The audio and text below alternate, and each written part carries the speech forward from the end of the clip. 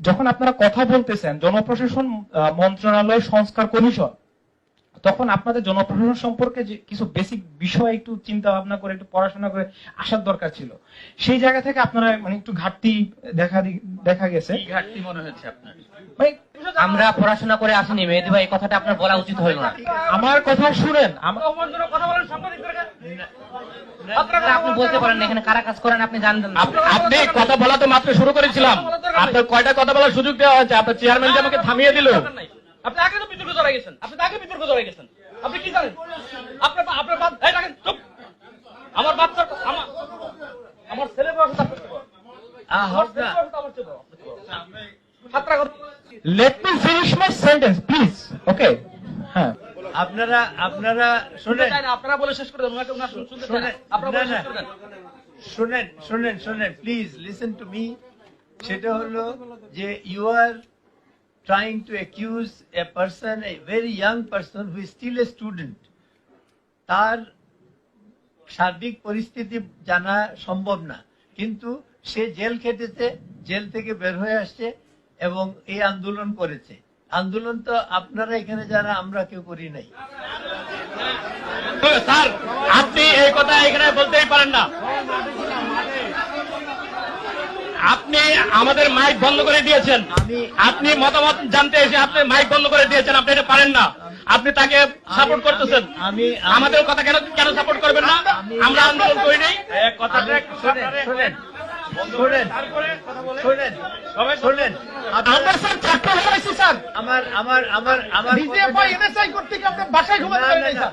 না আমার কথাটা শুনেন প্লিজ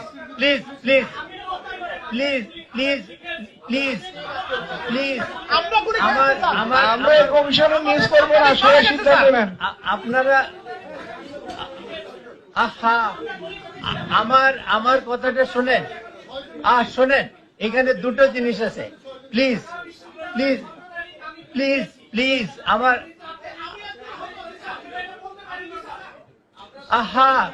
আপনারা শোনেন আপনারা না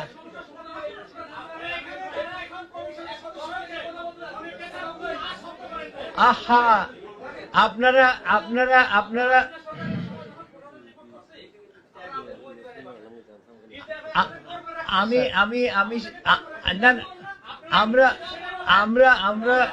শুনেন স্যার, এই যে 15 বছর আমরা রিপোর্ট করছি, একটা শব্দ লিখতে গেলে, একটা সেন্টেন্স লিখতে গেলে কি চিন্তা করে লিখতে হয়েছে, সেই জ্বালা আপনি বুঝবেন না। কারণ আপনি বিমানের চেয়ারম্যান, এখানে কমিশনের চাকরি চলে গেলে বিমানের চেয়ারম্যানের চাকরি থাকবে। আপনি উপদেষ্টা ছিলেন, কিন্তু এইভাবে যেভাবে আপনি ফ্ল্যাট ভাবে কথা বলছেন খুবই লজ্জাজনক, সাংবাদিকতা এবং গণমাধ্যমের জন্য দুঃখজনক। না আমি কোনো চাকরি করি না, আমি কোনো চাকরি করি না। চাকরি করছেন, নাহলে তো বলতেন যে এই কমিশন ওয়ার্কেবল হবে না। আমি চাকরি করি। এই কমিশন কিভাবে ওয়ার্কেবল হবে? এই কমিশনে 3 মাস কেন? মিনিমাম 1 বছর সময় দরকার একটা কমিশনের গুরুত্বপূর্ণ। আপনি কয়টা দপ্তর থেকে ইনফরমেশন নিয়েছেন যে কি ধরনের প্রবলেম হয়, কি ধরনের ফর্ম আছে, সেই ফর্মে কি পরিবর্তন আনতে হবে? সেটা যদি না হয় এই কমিশন কিসের কমিশন?